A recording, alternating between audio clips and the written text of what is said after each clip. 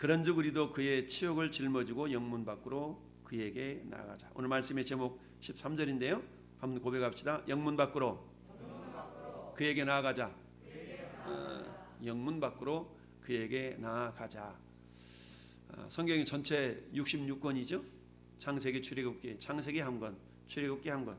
이걸 전체적으로 이렇게 우리가 통합을 해서 두꺼운 한 권으로 만들었는데, 신약이 27권이죠. 구약이 39권. 그래서 39, 27 해서 전체가 66권인데요. 특별히 신약 27권 가운데 거의 절반 이상을 사도 바울이 기록을 했습니다. 물론 원 저자는 성령님이시지만 사람의 손길을 통하여서 기록을 하셨죠. 그래서 절반 이상이 사도 바울이 기록을 했는데, 특별히 히브리서는 정확하게 저자가 밝혀져 있지는 않습니다. 그러나 많은 학자들이 이 서체나 그런 내용으로 봐서 사도 바울의 기록임을 믿는, 인정하는 그런 추세가 많이 있는데요. 어쨌든 그런 관점에서 본다 그러면 사도 바울이 14권의 성경을 기록한 그런 어떤 굉장한 하나님의 사람인데요. 그 가운데 이 히브리서라는 것을 기록하게 되는데, 히브리서가 기록된 그 시기는 주후 64년에서 68년경에 기록이 됩니다. 이 시대의 시대적인 배경이 어떻게 되냐면, 시대적인 상황이 이런 상황입니다. 자, 주 64년에서 68년경의 상황은 이 히브리서를 이게 서신이잖아요. 서신. 이 편지글을 받아볼 수 있는 대상이었던 사람이, 1차적인 대상은 유대교에서 개종한 성도들을 대상으로 이 히브리서가 기록이 되어 있습니다. 그러니까 히브리인들에게 기록된 성경이다라고 말할 수가 있겠죠. 그래서 유대교에서 개종한 그 성도들인데, 그 당시에 시대적인 상황이 어떤 상황이었냐면 굉장히 어떤 환경적으로 신앙적으로 어려운 상황이었습니다. 왜 그랬냐면 박해와 고난이 연속이 이어졌는데요. 특별히 자, 한 장 앞으로 넘기면 12장 4절 한번 나타나 있죠. 12장 4절 보니까 너희가 죄와 싸우되 아직 피 흘리기까지는 대항하지 아니하고 라고 그랬죠. 한 장 더 넘겨서 10장으로 한번 넘어가 볼까요? 10장. 자, 32절부터 보면 전날에 너희가 빛을 받은 후에 고난이 큰 싸움을 견뎌낸 것을 생각하라. 혹은 비방과 그 다음에 환난으로서 사람들에게 구경거리가 되고, 혹은 이런 형편에 있는 자들과 사귀는 자가 되었으니 너희가 갇힌 자를 동정하고 너희 소유를 빼앗기는 것도 기쁘게 당한 것은 더 낫고 영구한 소유가 있는 줄 알미라. 그러니까 어떤 일이 발생했냐면 유대교에서 이제 예수 그리스도를 믿고, 이제 우리 말하면 기독교겠죠. 그리스도교를 믿는 그런 어떤 유대인들에게 엄청난 핍박이 있게 됩니다. 그 핍박 중 한 가지는 심지어는 재산을 막 강탈당하기도 하고요. 그 유대인들에게 막 돌로 맞아서, 마치 스데반 집사가 돌에 맞아 죽지 않습니까? 그런 것처럼 돌로 맞아 죽는 현상도 나타나기도 하고, 사도 바울도 루스드라에서 복음을 증거하다가 이 유대인들이 거기까지 찾아와가지고 돌에 쳐서 막 죽이려고 하는 그런 일들이 발생하게 되었지 않습니까? 그런 모습들이 주후 64년에서 68년경에 개종한 그리스도인들에게 나타나 있었던 겁니다. 뿐만 아니라 교회 내에서는 성도들이 신앙이 흔들리기 시작했습니다. 예수님이 곧 올 줄 알고 다시 예수님이 재림할 줄 알았는데 예수님은 다시 오시지 않지, 환경적으로는 어렵지. 그러다 보니까 그들이 신앙이 흔들리게 되었습니다. 그 신앙이 흔들리는 모습을 성경은 이렇게 표현하고 있습니다. 자, 히브리서 3장 12절에 형제들아 너희는 삼가 혹 너희 중에서 누가 믿지 아니하는 악한 마음을 품고 따라합시다. 살아계신 하나님에게서 떨어질까 조심하라. 어떤 사람들이 악한 마음을 품고, 무슨 말이에요? 마음이 완악해져 가지고 하나님 없는 것 같아, 하나님 안 계신 것 같아, 에이 나 믿는 것이 허사인 것 같아, 내가 잘못 믿은 것 같아 라는 마음을 품고 하나님에게서 떨어질까 조심하라 라고 말씀하고 있습니다. 그런 풍조가 64년에서 68년경에 히브리인들에게 아주 편만하게 나타나 있었던 겁니다. 뿐만 아니라 어때요? 이제 신앙 교육이 있어야만이 믿음이 자랄 터인데 교육을 받지 아니하고 그런 어려움이 현실적으로 어렵다 보니까, 형편이 어렵다 보니까 굳이 시간 내서 성경 공부하려고 하지 않냐고, 말씀을 받으려고 하지 않는 그런 모습들이 나타났다는 겁니다. 마치 오늘 시대하고 비슷하죠. 아까 우리 집사님 기도하셨던 것처럼 작년 1월 달부터 시작됐던 코로나 팬데믹이 이제 2년이 만 2년이 꽉 채워져서 내년까지도 뭐 새로운 오미크론이니 뭐니 하는 그런 변종이 발생되어서 전 세계인들을 두려움에 떨게 하고 이런 어떤 현상이다 보니까 마치 주 64년에서 68년경에 나타났던 그런 히브리인들을 향한 그런 여러 가지 어려운 모습처럼 오늘 이 시대도 마찬가지입니다.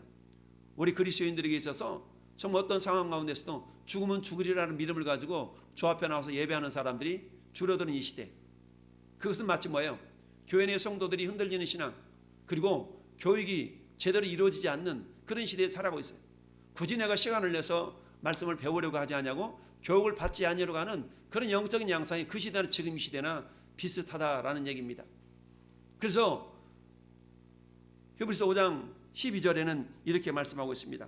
때가 오래 되었으므로 너희가 마땅히 선생이 되어야 될 터인데, 많이 배우면 지식이 많으니까 남을 가르칠 수 있어야 되는데, 너희가 여전히 하나님의 말씀에 초보에 대하여 누구에게서든지 가르침을 받아야 될 처지이니 단단한 음식은 못 먹고 젖이나 먹어야 할 자가 되었도다.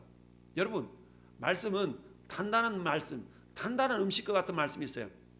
어떤 말씀은 부드러운 말씀이 있어요. 젖과 같은, 굳이 씹을 것도 없어, 그냥 홀라당 넘어가는 부드러운 말씀이 있는 반면에 어떤 말씀은 딱딱해가지고 씹어보고 곱씹어보고 곱씹어보고 이렇게 해야만 소화가 되는 말씀이 있어요. 이 주일 난예배 때는 여러분들에게 제가 어떤 말씀을 전하는 것 같아요? 딱딱한 말씀 같아요? 부드러운 말씀 같아요? 저는 중간을 전합니다. 중간.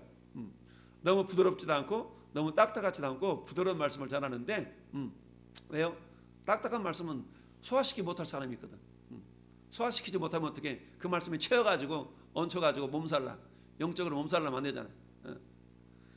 이제 수예배나 이 모든 예배가 다 영상으로 송출되기 때문에 여러분들이 그 말씀 듣고 또 소화불량 나타나는 사람도 있을 수 있겠지만, 어찌하든 그래도 이처럼 현장 예배에 참여한 여러분들은 그래도 단단한 음식을 먹을 수 있는 사람인 줄로 믿고, 할렐루야.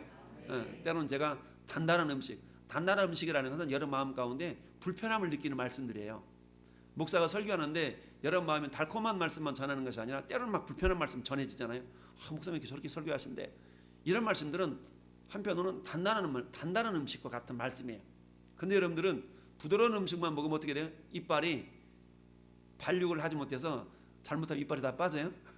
그러니까 때로는 이 질긴 음식도 씹어야 되고, 할렐루야.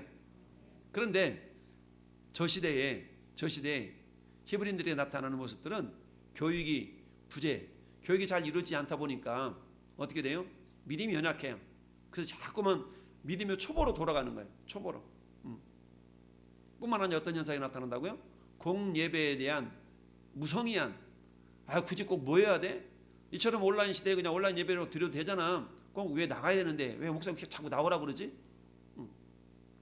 이런 모습을 통해서 히브리서 10장 25절은 이렇게 말씀합니다. 모이기를 패하는 어떤 사람들의 습관과 같이 하지 말아라. 모이기를 패하는 사람도 있었다는, 저 시대에도 그랬다는 얘기입니다.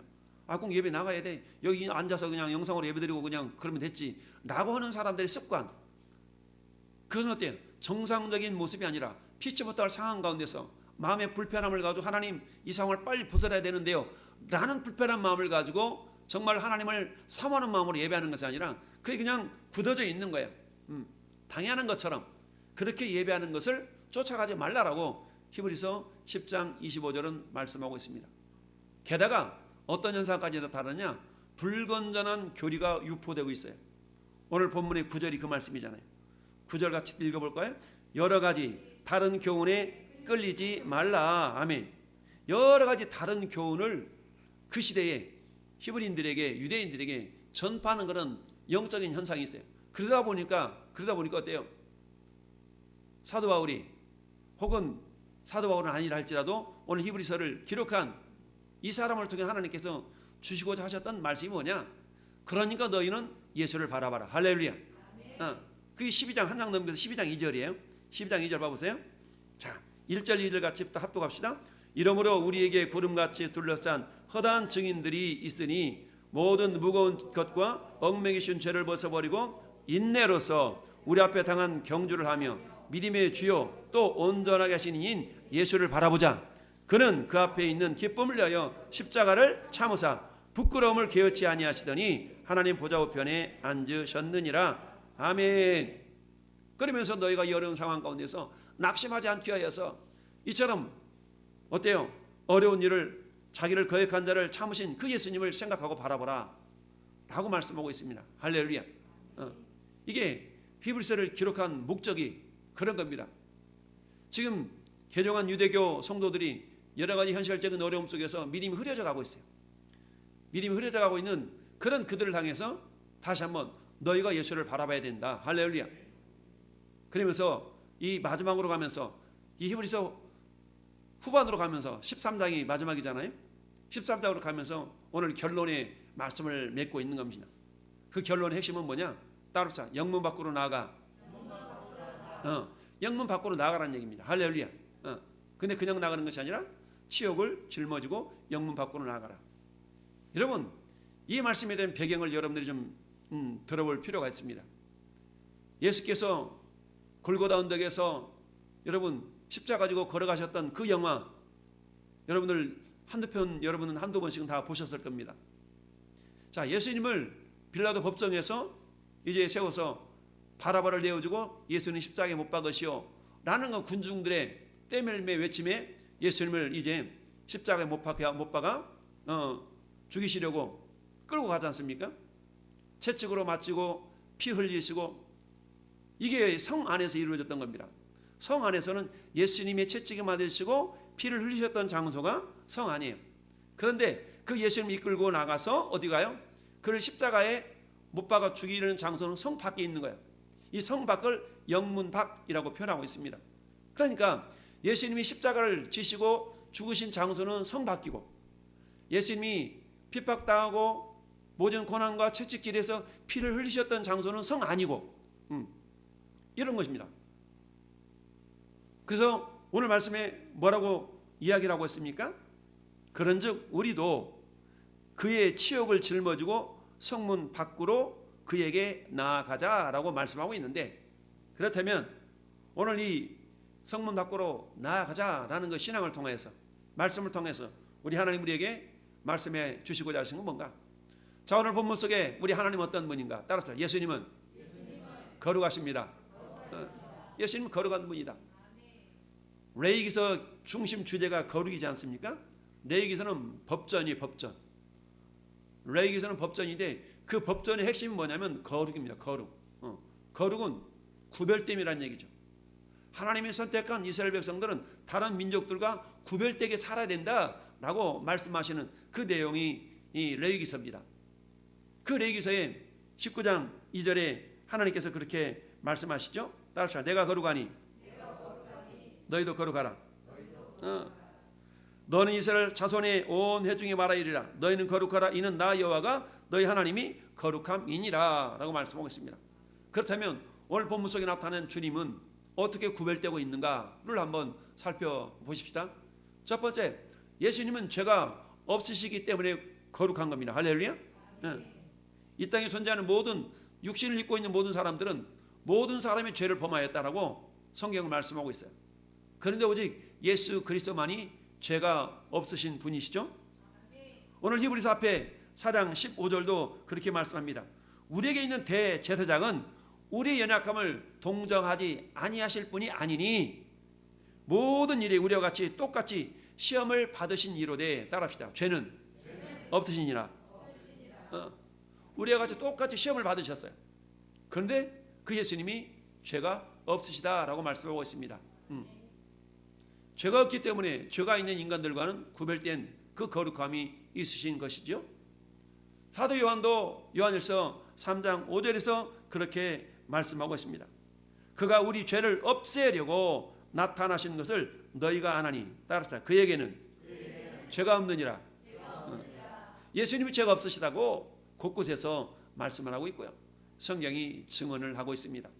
이처럼 예수님은 죄가 없으심으로 모든 인간들보다 구별된 거룩함이 있으시죠. 두 번째는 오늘 본문의 8절 말씀을 같이 읽어봅니다. 예수 그리스도는 동일하시니라. 이 동일하다는 의미 속에는 여러 가지 의미가, 동일하다는 그 말 속에는 여러 가지 의미가 내포가 되어 있습니다. 먼저는 우리 인간은 아침에 품었던 마음, 저녁에 품었던 마음, 예배당에 막 들어올 때 마음, 지금 앉아있는 마음, 우리 마음 상태가 다 다를 수 있어요. 한결같지 않다는 얘기입니다. 그러나 하나님 예수 그리스도는 어제나 오늘이나 영원토록 동일하시다. 할렐루야. 변함이 없으시다는 얘기입니다. 한결같다는 얘기입니다. 할렐루야. 한결같으신 그 주님이 오늘도 저와 여러분을 불러주셨고 우리를 예배자로 초청해 주신 것입니다. 그 주님은 또한 동일하시다는 것은 뭡니까? 옛날에도 계시고 지금도 계시고 앞으로도 계실 것이고 할렐루야. 이처럼 영원히 계신 그분. 그래서 계시록 1장에는 그 주님을 향해서 따라합시다. 처음과 나중에 되시며 알파와 오메가가 되시며, 알파 오메가라는 얘기는 영어로 말하면 A부터 Z, A에서 Z가 되신다는 그런 의미입니다. 그 주님은 어떤 분이시냐? 예전에도 살아 계셨고 지금도 살아 계시고 영원히 살아 계실 분. 이게 영원토록 동일하시다라는 의미입니다. 할렐루야. 이처럼 오늘 본문 속에 우리 주님에 대해서 예수 그리스도는 어제나 오늘이나 영원토록 동일하시니라. 할렐루야. 어제, 과거나 오늘, 현재나 영원토록 미래나 우리 주님은 영원토록 동일한 변함이 없으신 그 하나님. 할렐루야. 저와 여러분을 향한 하나님의 사랑은 과거나 지금이나 미래나 변함이 없이 일정하게 우리를 사랑하십니다. 뿐만 아니라 오늘 본문 속에 나타나 있는 예수 그리스도는 예수님 흘리신 피가 거룩한 겁니다. 할렐루야. 여러분, 예수님의 피와 인간의 피의 차이는 뭡니까? 사람의 피는 이미 죄인이 흘린 피이지만 예수님은 죄가 없기 때문에 죄가 없으신 주님이 흘리신 피는 그 피 역시 거룩한 피입니다. 그래서 우리는 그 피를 보혈이라고 얘기합니다. 보배로운 피라고 표현하고 있습니다. 히브리서 9장 13절 14절은 이렇게 말씀합니다. 황소와 염소의 피와 및 암송아지 죄를 뿌려 부정한 자에게 뿌려 그 육체를 정결하게 하여 거룩하게 하거든. 하물며 영원하신 성령으로 말미암아 흠없는 자기를 하나님께 드린, 따라합시다, 그리스도의 피가 어찌 너희 양심을 죽은 행실에서 깨끗하게 하고 살아계신 하나님을 섬기게 하지 못하겠느냐. 할렐루야. 무슨 말입니까? 여러분, 구약시대의 짐승의 피는, 흠없는 짐승의 피는 사람의 외적인 행실을 깨끗하게 하는 그런 효력이 있었다면 예수님의 피는 우리의 행실뿐만 아니라 우리의 양심까지도 깨끗하게 하는 능력이 있다라고 히브리서 9장 14절은 말씀합니다. 양심에 저촉이 돼가지고, 아니요, 주님의 보혈은 그 양심까지도 깨끗하게 하실 수 있는 능력이 있습니다. 할렐루야. 뿐만 아니라 그 예수님의 피는, 구약의 짐승의 피는 해마다 대제사장이 지성소에 피를 가지고 들어가야 됐어요. 해마다. 그러니까 구약시대의 짐승의 피의 효력은 1년이었어요. 그런데 예수님의 피는 그 효력이 따르다 영원하다. 히브리서 10장 14절에 그가 거룩하게 된 자들을 따라서 한 번에 제사로 영원히 온전하게 하셨느니라. 그렇습니다. 구약의 짐승의 피로 드리는 제사는 해마다 드렸어. 해마다 드리는 피를 대속죄일 7월 10일이 대속죄일이죠. 대속죄일에 대제사장이 흠없는 짐승의 피를 가지고 성소 휘장을 들추고 지성소에 들어가서 피를 마구 뿌렸어. 속죄 앞에 7번 뿌릴 것이니 라고 여러분 보혈의 은혜 축복의 말씀을 받을 때 여러분 들었죠? 이처럼 짐승의 피를 뿌리면서 1년에 한 차례씩 백성들의 죄, 예배하는 그런 대제사장의 죄를 속하는 그런 의식을 뿌렸던 겁니다. 그러면서 하나님 앞에 나가는 그런 자가 되는데, 그 짐승의 피의 효력은 1년이었지만 예수님의 피는 그 효력이 영원하다. 할렐루야. 요한일서 1장 7절 말씀에도 따라서 예수의 피가 우리를 모든 죄에서 깨끗하게 하실 것이요. 예수님의 피는 우리 모든 죄를 깨끗하게 하십니다. 할렐루야. 예수님의 피는 그래서 모든 짐승의 피나 사람이 흘린 피와는 다르기 때문에 구별되고 거룩하시다라고 우리가 알 수가 있습니다. 할렐루야. 이처럼 우리 주님은 오늘 본문 속에 거룩한 주님입니다. 그렇다면 우리가 추구할 것은 뭡니까? 거룩한 주님을 따라가는 겁니다. 거룩한 주님을 따라가는 거예요. 그렇다면 주님이 어떻게 하셨길래 우리는 거룩한 주님을 따라가야 될까? 오늘 9절 말씀은 이렇게 얘기합니다. 여러 가지 다른 교훈에 끌리지 말라. 마음은 은혜로서 굳게 함이 아름답고 음식으로서 할 것이 아니니. 여러분 두 가지 신앙을 오늘 비교해 볼 겁니다. 첫 번째는 따라서 영문안 신앙. 두 번째는 영문박 신앙. 도대체 영문안 신앙과 영문박 신앙이 어떤 것인가? 여러분 저 인천에 가면 영문박 교회라는 교회가 있어요. 영문박 교회. 영문박 교회. 근데 영문박에서는 어떤 일이 발생했다고요? 영문박에서는 예수님이 십자가에 못 박혀 죽으셨어요. 그러니까 영문박 교회라는 그 이름을 가진 그 교회의 사명은 뭐예요? 여전히 십자가 지고 복음을 전하는 그런 사명이 있는 교회라는 얘기죠. 근데 오늘날에는 어때요? 영문박은 어떤 곳입니까? 영문박에는 골고다 언덕에 그야말로 죄인을 못 박아 죽이는 그런 처참한 장소가 골고다였어요. 골고다는 말이 어떤 곳입니까? 해골의 언덕이라는 뜻이잖아요. 해골의 언덕. 사람을 죽여서 해골이 되기까지 처형을 했던 그곳이 골고다예요. 골고다. 해골의 언덕. 그곳에서 예수님이 죽으셨어요. 여러분 대속죄일에 어떤 일이 발생합니까? 대속죄일에는 대제사장이 흠없는 짐승의 피를 가지고 어때요? 지성소에 들어가는 겁니다. 그리고 짐승의 기름을 다 발라내 가지고 기름은 제단에서 태워요. 그리고 나머지 내장 그리고 심지어는 똥, 살 이런 것들은 어때요? 영문 밖으로 가지고 나가서 태우는 겁니다. 육체는 영문 밖으로 가져가 태워요. 피는 대제사장이 지성소에 가지고 들어가지만 육체는 어떻게 된다고요? 영문 밖에서 성 밖에서 진 밖으로 가지고 나가서 그것이 태우도록 되어 있어요. 평상시에 제사는 제사장들이 육체를 살을 먹는 거거든요. 피는 드리고 쏟고 살을 먹지만 대속죄일이 드리는 그 제물의 피는 지성소에 가지고 들어가고 그 육체는 어떻게 돼요? 육체는 밖으로 나가서 버리게 되어 있어요. 태우게 되어 있어요. 자 그렇다면 예수님은 어떤 분이었어요? 예수님은 대제사장으로 이 땅에 오셨어요. 대속죄일에 대제사장이 짐승의 피를 가지고 지성소에 들어가고 나머지 기름은 태우고 나머지 육체는 나머지 살덩어리는 저 진영 밖으로 나가서 태워서 없앴던 것처럼 예수님이 친히 대제사장이 되셔서 당신의 피를 흘려주셨어요. 할렐루야.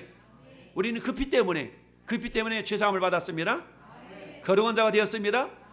그런데 중요한 것은 나는 거룩한 자가 되었으니라고 거기에 머물러 있게 된다면 그것은 내가 영문 안에 있는 신앙이 내에 머물고 말 수가 있다는 얘기입니다.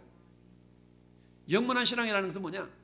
오늘 복음을 알지 못하는 자들이 복음을 제대로 알지 못하는 자들입니다. 복음을 제대로 알지 못해. 9절 말씀에 여러 가지 다른 교훈에 이끌리지 말라. 뒤집어 놓고 말하면 여러 가지 다른 교훈에 이끌리는 사람이 있다는 얘기입니다. 여러분 예수가 모든 것입니다. 예수 안에 모든 것이 감춰져 있습니다. 예수로 충분합니다.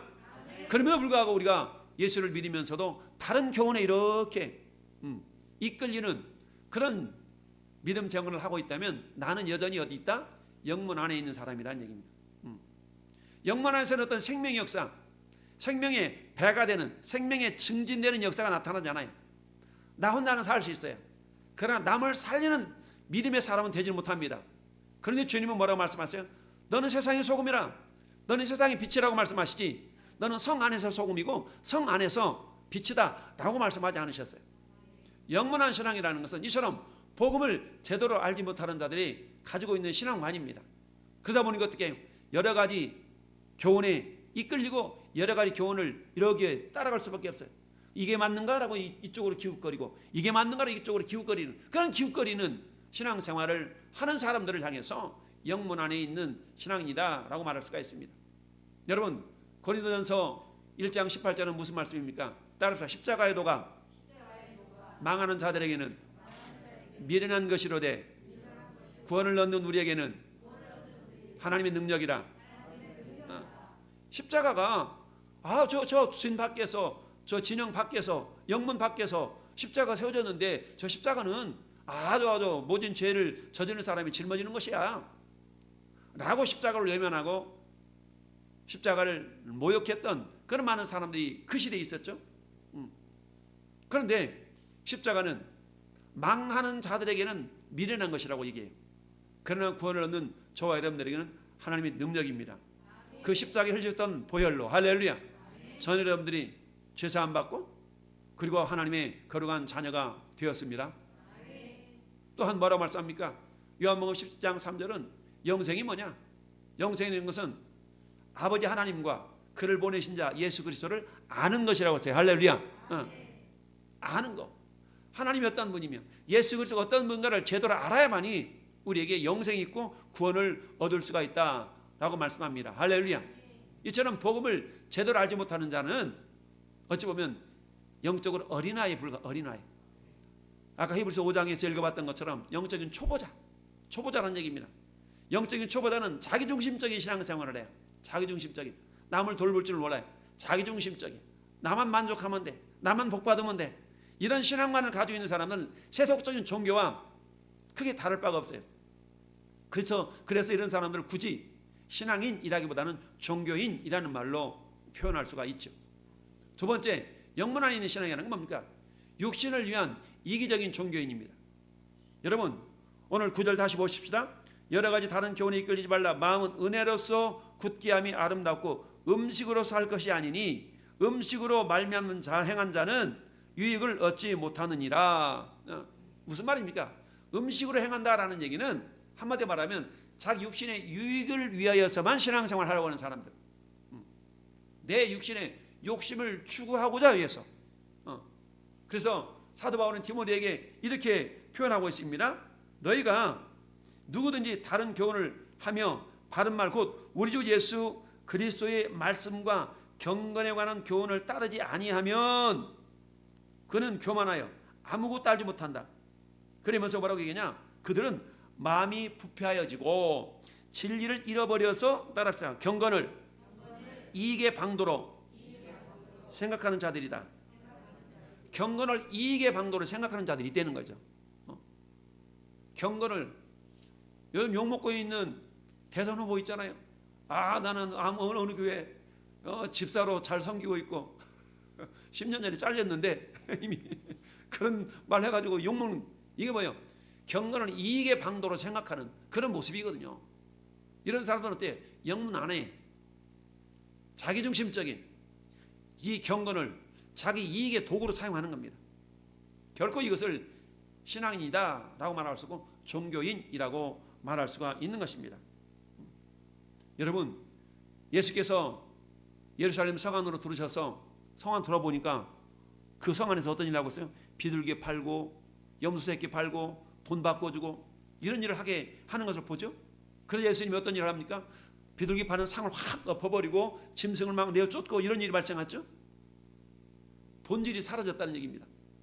이스라엘 백성들이 크게 새 절기 때 유월절, 무교절, 이게 초실절 이게 한 묶음으로 돼 있잖아요. 요때 그리고 어때요? 맥추절, 칠실절, 오순절 요때 그리고 가을에 속죄절, 중추모래 나팔절, 속죄절 그리고 수장절 요때 그게 새 절기 때는 어때요? 짐승을 가지고 예루살렘에 와서 제물을 드려야 돼. 근데 멀리 있는 사람들이 짐승을 끌고 올 수가 없잖아요. 그러니 어떤 일을 하냐면 그들은 돈만 가지고 예루살렘 성전 근처로 오는 겁니다. 그럼 성전 근처로 오면 어떤 사람들이 있냐? 짐승으로 바꿔주는 사람이 있어. 환전해주는 사람이 있다고.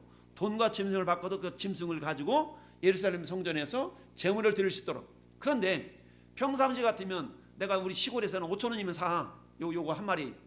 근데 성전에 오면 5,000원이 5만 원으로 이게 뛰는 거야. 그러니까 어떤 일이 발생해요? 이게 장사하는 그런 모습이 변질이 되는 겁니다. 근데 그 일을 누가 주도적으로 하고 있냐?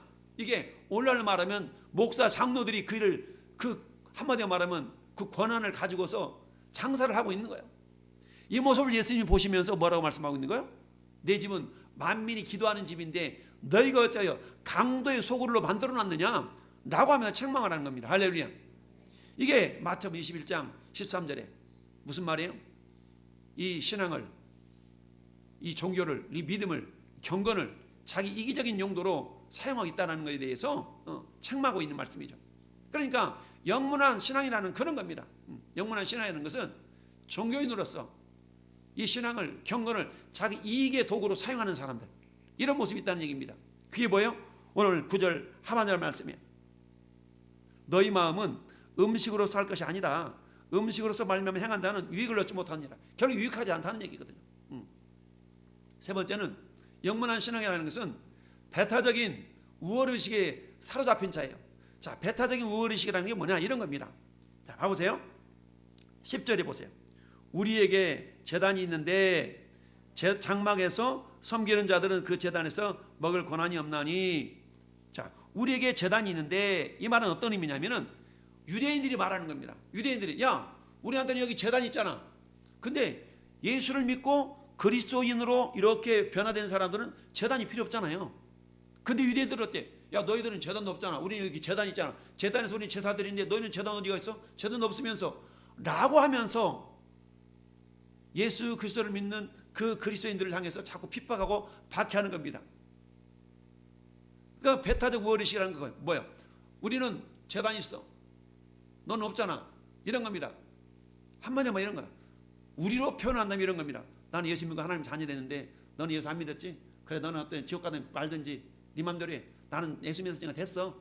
이런 어떤, 나만 구원받았으면 됐지, 나는 어떤 자기중심적인 그런 이기적인 그런 신앙관이 사로잡히 있을 수 있다는 얘기거든요. 이게 뭐예요? 배타적인 우월의식에 있는 사람들의 모습일 수가 있다라는 얘기입니다. 여러분, 예수님 당시에 서기관과 바리새인들을 보세요. 서기관과 바리새인들은 외적으로 얼마나 경건했어요? 얼마나 거룩했습니까? 이들은 이렇게 얘기합니다.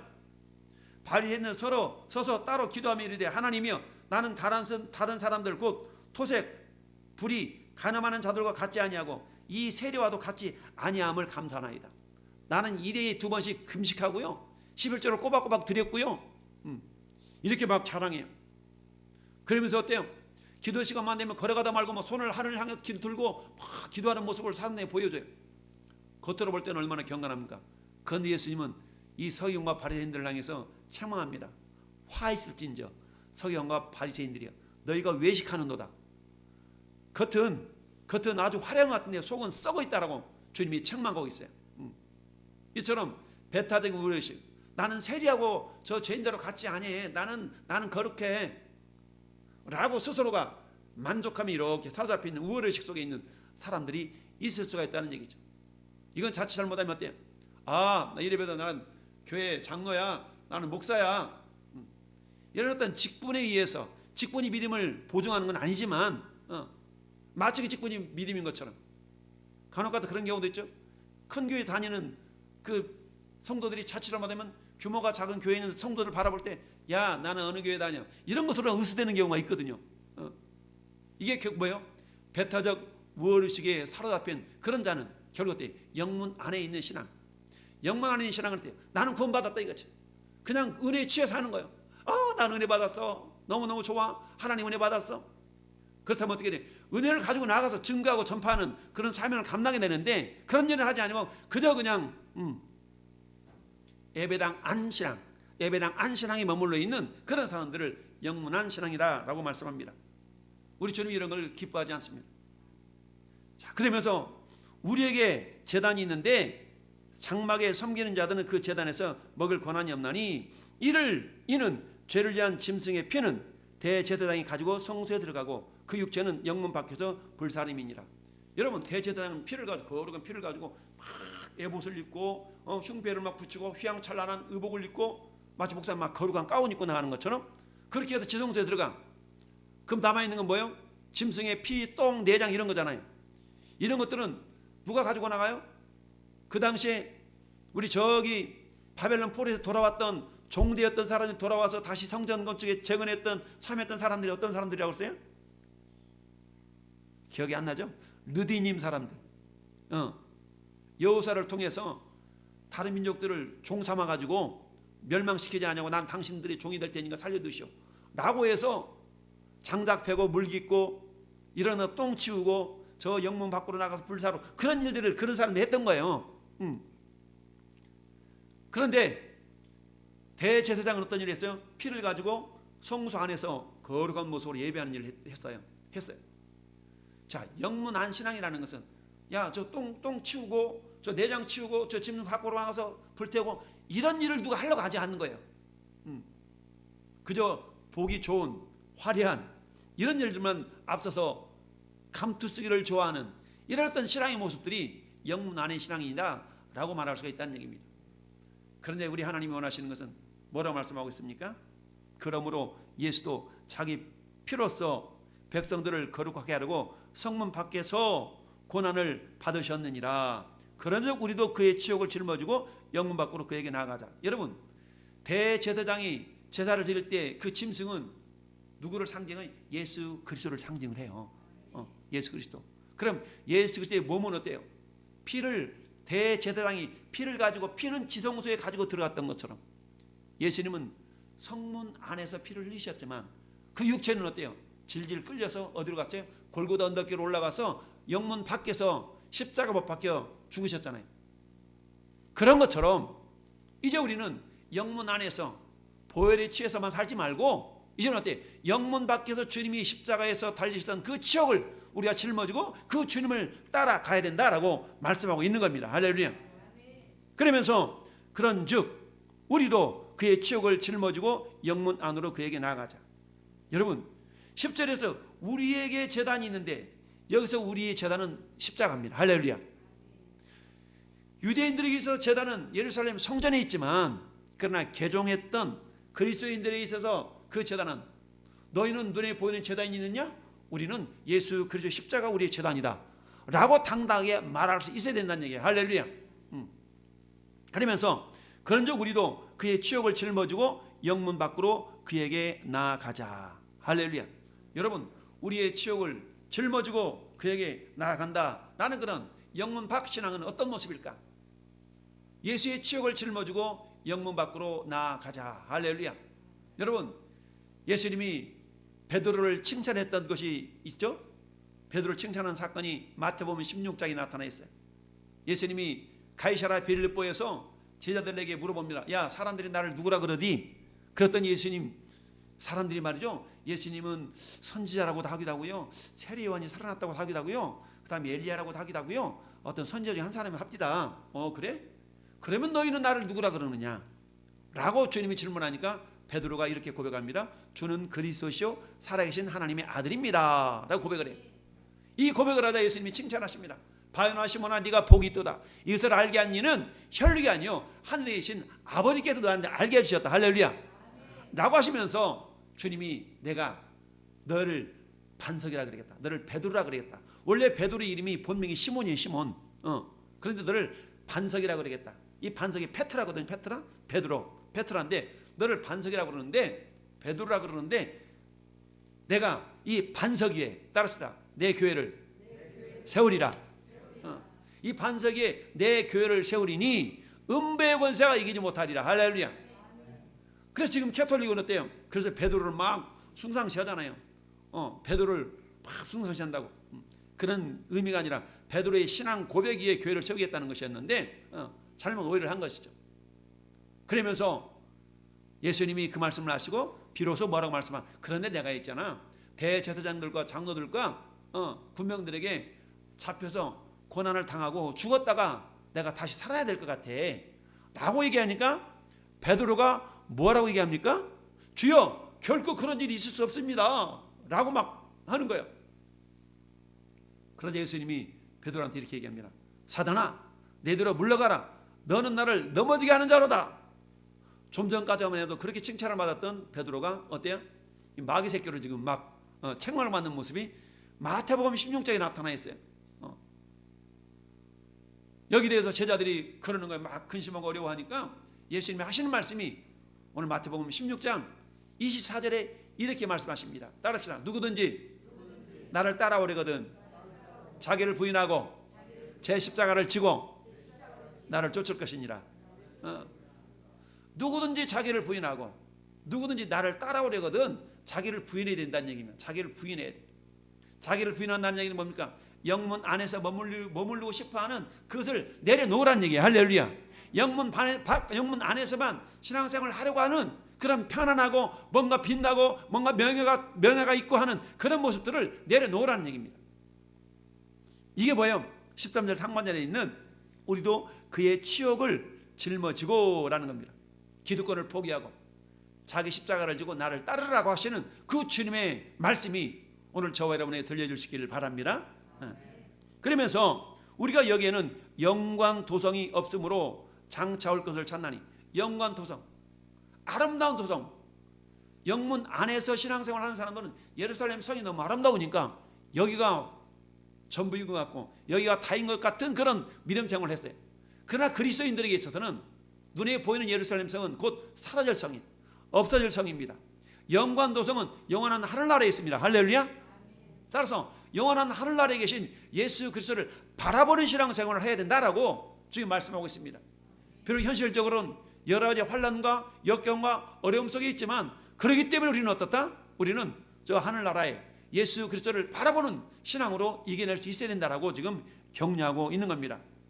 그러면서 우리는 예수로 말미암아 항상 찬송의 제사를 하나님께 드리자.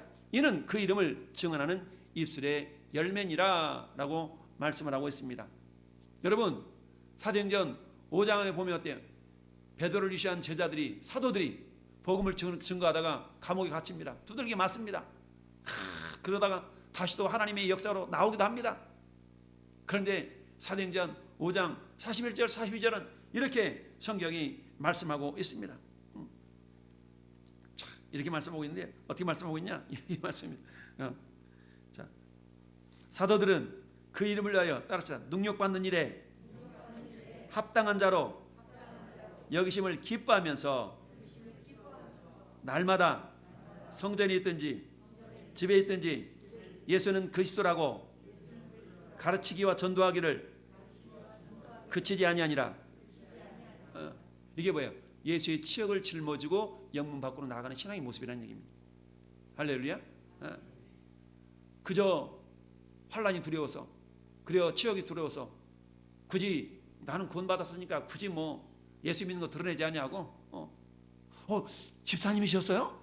예, 먼저 저기 이런 게 아니라 야, 역시 집사님이시군요. 이렇게 돼야 되는데 집사님이셨어요? 이렇게 되면 안 되잖아요. 두 번째, 영문박 신앙이라는 것은 예수로 말미암는 감사의 찬미를 드리는 자이다. 할렐루야. 오늘 15절 말씀이죠. 우리는 예수로 말미암아 항상 찬송의 제사를 하나님께 드리자. 이는 그 이름을 증언하는 입술의 열매니라. 할렐루야. 여러분, 그 이름을 증언하는 입술의 열매. 여러분 지나가다가 여러분 찬송가 불러보세요. 그럼 세상 사람들 뭐라고 생각하겠어요? 이 돌았나? 이러지 않냐고. 저 예수 믿는 사람인가 보다, 예수쟁인가 보다, 이러지 않겠습니까? 여러분들이 감사의 찬양을 드리는 것은 주님의 이름을 증거하는 그런 열매라는 얘기입니다. 할렐루야. 여러분들 설거지하면서도 찬양하면서 설거지하고, 운전하면서 찬양하면서, 걸어가면서도 이렇게 찬양하면서 할 수 있다는 것 자체, 예수로 말미암는 감사의 찬미를 드리자. 할렐루야. 사도 바울이 데살로니가 교회를 향해서 항상 기뻐하라. 15절, 16절, 17절에는 쉬지 말고 기도하라. 18절에는 범사에 감사하라. 이는 그리스도 예수 안에서 너희를 향한 하나님의 뜻이니라. 할렐루야. 범사에 감사하라는 거죠. 여러분, 범사라는 말은 모든 일에 감사하라는 거 아니겠어요? 오늘 아침에 걸어오다가 넘어져서 무릎팍이 깨졌어. 감사해야 돼요? 안 감사해야 돼요? 어떻게 감사하겠어요? 하나님, 무릎팍만 깨져서 감사합니다. 내가 고리를 팍 머리가 깨져가지고 병원 입원했더니 큰일 날 뻔했는데 이 무릎팍만 깨져서 감사합니다. 이렇게 감사할 수 있어야 되는데. 할렐루야. 범사에 감사하라는 거야. 오늘 아침에 막 배탈 나가지고 급히 설사가 나가지고 예배당이 10분 늦었어. 그럼 감사해야 돼요? 안 감사해야 돼요? 어떻게 감사해야 돼요? 하나님, 나 예배 빼먹을 뻔했는데 그래도 이 설사가 빨리 멎어져서 하나님 나와서 예배할 수 있으니 감사합니다. 우리 감사의 내용을 자꾸 찾는 겁니다. 할렐루야. 감사의 내용을 찾아야 돼. 어두운 부분, 밝은 부분, 우리는 밝은 부분을 자꾸 보려고 해야 돼. 할렐루야. 사단은 자꾸만 어두운 부분을 들춰내지만 우리 믿음의 사람들은 밝은 부분을 볼 수 있어야 돼. 아까 사모님 그런 얘기를 해주는 거야. 어떤 곳에 어린이집이 있는데 그 주변에서 그 어린이집 원장을 막 폄하를 한다는 거예요. 폄하. 안 좋게. 그래서 사모님 그랬다는 거야. 그래 나는 안 그렇게 보이는데. 그때 그 사람들이 그렇다는 거야. 아우 선생님은 좋은 면만 보시는가 봐요. 여러분 우리 똑같은 눈이 달려있지만 어떻게든지 우리 밝은 부분을 들추어내고 할렐루야. 이게 믿음의 사람의 모습인 줄 믿습니다. 네. 사단은 자꾸 어두운 것을 들춰내려고 그래. 어두운 거, 부정적인 거, 이런 안 좋은 것을 자꾸 들춰내서 예수를 알면 감사의 찬미. 저와 여러분 가운데 어떻게든지 이것도 감사하고 저것도 감사하고 따라합시다. 그러니까 감사합니다. 그러니까 감사하는 거예요. 아니 감사할 내용이 있어야 감사하죠. 그러니까 감사하라니까. 할렐루야. 얻은 감사할 조건이 있습니까? 그래서 감사한 겁니다. 할렐루야. 감사할 조건이 없습니까? 따라합시다. 그럼에도 불구하고 감사합니다. 감사할 조건이 있으면 그럼에도 불구하고 감사하고, 감사할 내용이 있으면 그래서 감사하고. 할렐루야. 아니 이런 상황에도 감사하란 말입니까? 따라합시다. 그리 아니하실지라도 감사하고. 여러분 감사는 기적의 씨앗이라고 그랬어요. 어떤 상황은 감사하면 그 결과가 감사 열매를 맺게 되는 겁니다. 할렐루야. 그래서 주님이 항상 기뻐하고 범사에 감사하라 라고 말씀하고 있습니다.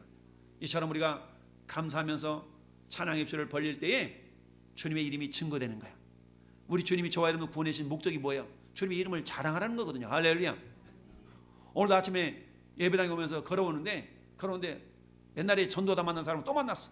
그래서 요즘 어떻게 지내세요? 예수 믿으셔야 되죠. 우리 교회 나오세요. 그랬더니 바빠서 못 나가요. 바빠가지고. 한마디 더 하려다 말았어요. 자칫하면 한마디 더 할 뻔했어요. 아니 그러면 천국 가자는데 바빠서 천국 못 가면 또 지옥 가려고 그러세요? 이 말 하려고 그러다가 천국 갑시다 그러면 바빠서 못 가요. 그럼 어디 가자는 얘기야. 만나는 사람마다 어떻게 해요? 하나님의 자녀가 되어서 하나님 당신을 찾고 있습니다. 당신을 기다리고 있습니다. 할렐루야. 자, 여러분 하나님께서는 오늘 저와 여러분들의 마음이 그저 예배당에 머물러 있기만을 원하지 않습니다. 여러분 야곱에게는 아들 4명이 몇 명 있었어요? 야곱에게는 아들 4명이 몇 명 있었다고요? 한 타스 아들이 12명이 있었어요. 12명의 아들이 있었어요. 그런데 야곱의 마음은 어디에 관심이 있었어요? 장남한테 있었나요? 차남한테 있었나요? 잃어버린 요셉한테 있었어요. 요셉이 11번째 아들이었는데 형들이 시기 질투로 말미암아서 요셉을 팔아먹어 버렸잖아요.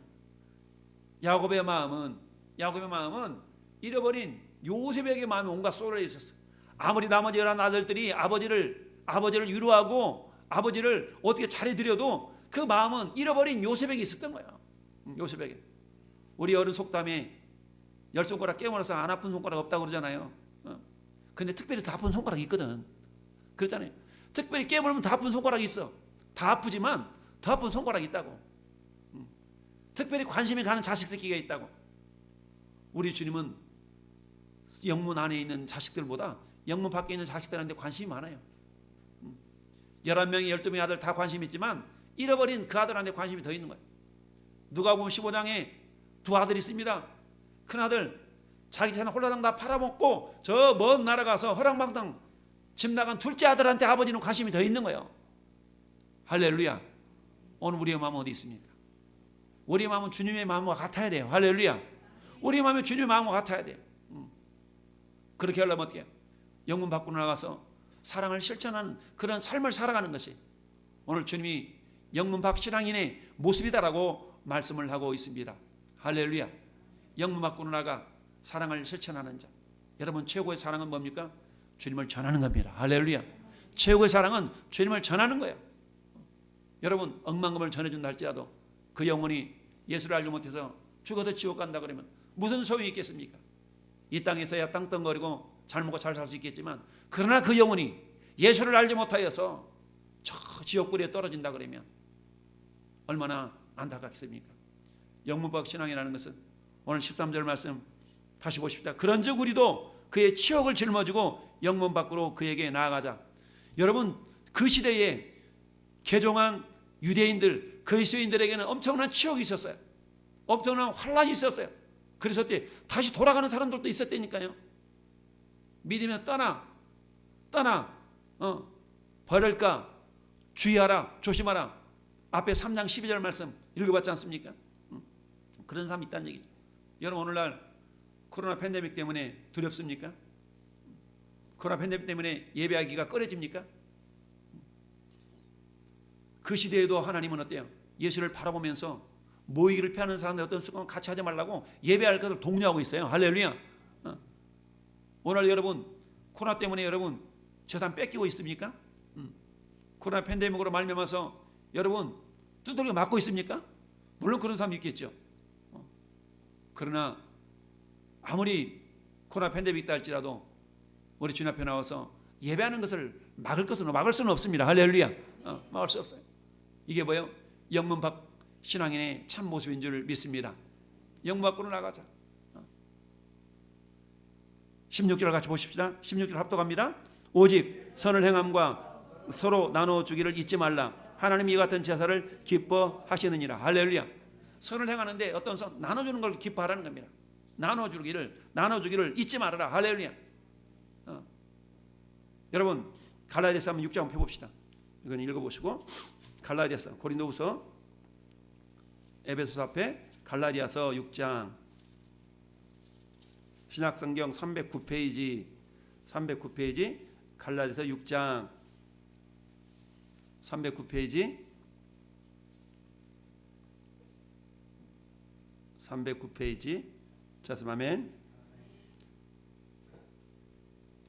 자 6절 같이 한번 합독합시다. 가르침을 받는 자는 말씀을 가르치는 자와 모든 좋은 것을 함께 하라. 다시 한번 가르침을 받는 자는 말씀을 가르치는 자와 모든 좋은 것을 함께 하라. 아멘. 9절 우리가 선을 행하되 낙심하지 말지니 포기하지 아니하면 때가 이름에 거두리라. 10절 그러므로 우리는 기회 있는 대로 모든 이에게 착한 일을 하되 더욱 믿음의 가정들에게 할지니라. 아멘. 할렐루야. 여러분 오늘 본문의 16절에 오직 선을 행함과 서로 나눠주기를 잊지 말라. 하나님이 이 같은 제사를 기뻐하신다. 그러면 여러분 선을 행하는 우선순위에 대해서 지금 말씀하고 있어요. 선을 행하는 우선순위. 자 갈라디아서 6장은 선을 행하는 우선순위를 말씀하고 있어요. 첫째, 말씀을 가르치는 자는 말씀을 받는 자는 말씀을 가르치는 자와 모든 좋은 것을 어떻게 하라? 함께 하라. 좋은 거 있으면 함께 해야지. 누가? 목사님하고, 누가고 우리 집사님하고, 누가고 우리 목자와, 할렐 우리 선생님과. 그 다음엔 어때요? 10절에 우리는 기회 있는 대로 모든 이에게 선한 일을 해야 돼. 그런데 더욱 어디에게? 믿음의 가정들에게 할지니라. 할렐루야. 이게 선을 행하는 우선순위입니다. 믿음의 가정들에게. 어떤 사람 그런 사람이 있어요?